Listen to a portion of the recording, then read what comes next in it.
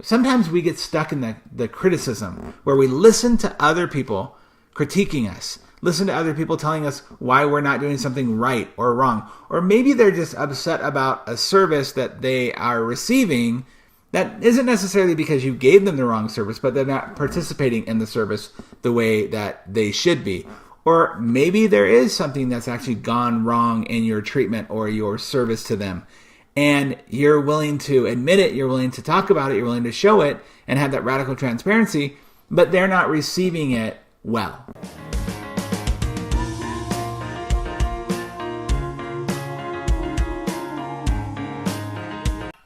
Well, hello leaders, and welcome to this week's leadership video. I'm excited to have you here. Thank you for being here. Thank you for listening. And I hope these are serving you in the way that I intend them to. This week, I wanted to talk to you about something that I don't know if you recognize as much as maybe you should, but I know it affects you more than I want it to.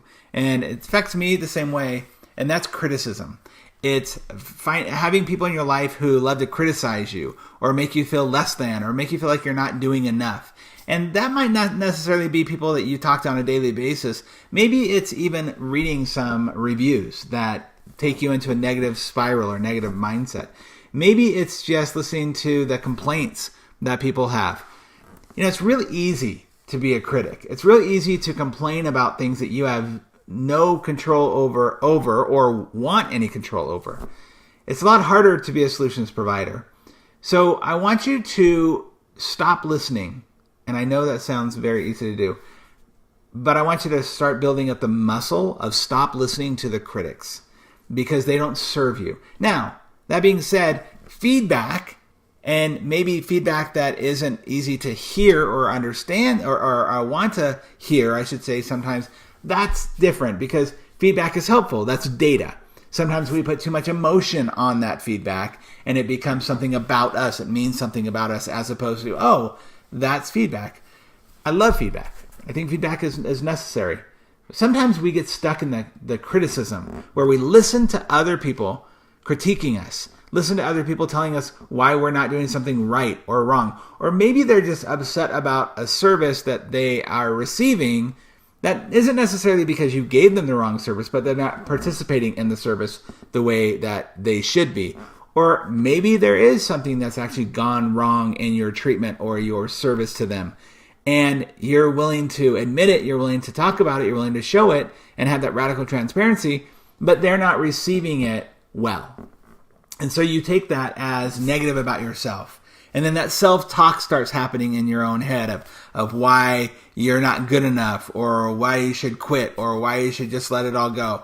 And I'm talking about this because I've had this come up not only in myself, but in other people that I've talked to recently, other clients or people who have reached out to me, and they just hear that negative self-talk in their head and it starts to spiral them down. And I want you just to create habits that help empower you. Look, many of you know that one of the things that will happen when you greet me and you ask me how I'm doing is I'm going to say, I'm awesome. I don't say that because it's cool or unique. It's because I personally need to battle those own demons in my head that tell me things that are negative. And so I have to know I'm awesome. And when you say it out loud, it's a lot different than what's in your head, right? There's a lot of things that have gone on in my head, a lot of drama that's gone on in my head that's never actually happened in reality. And there's also a lot of positive things that I only say in my head, and I wish other people would say it to me, or I wish that I would be able to get that confirmation. And so what I'm asking you to do is to give that to yourself, first of all. Because if you can't give it to yourself, it's going to be a lot harder to find from other people and actually ask from other people. You know, I say all the time, ask people for what you want. If you want to feel loved, ask them to say they love you. If you want to feel like you're awesome, ask them to say, hey man, tell me how awesome I am. As a matter of fact, here's a challenge for you. No matter what's going on in your day today, I challenge you to finish up with a patient, with a case, with a client, and step back and turn to the people around you and be like, hey, that was pretty good, right? Tell me how good that was. I know you're all thinking, I'm not going to do that. Why not? Like, be willing to step back and be like, yeah, tell me how good I am. I just finished up a 3-day Propreneur. If you were there, awesome. Thank you for being there. If you're coming to the next one, that's great. Looking forward to seeing you there. If you haven't registered for one and you're not coming, you're missing out. It's an amazing 3 days. But at the end of the 3 days, I've been on stage for the 3 days. I've taught and trained, and yeah, we've had a few people, have comments and things like that. But for the most part, for 8 to 9 hours a day, I am on and I'm training. And it's fun. It's invigorating. I'm excited about it. And the little voices get to me. You always have the seminar after the seminar, right? The seminar in your head. So I go to Shannon and I'm like, hey, tell me I did a good job. Tell me some cool stuff. Shannon wasn't there for a lot of this last one. So I went to my team and said, hey guys, let's celebrate what we did and how awesome it was. It's okay to ask for things that you need.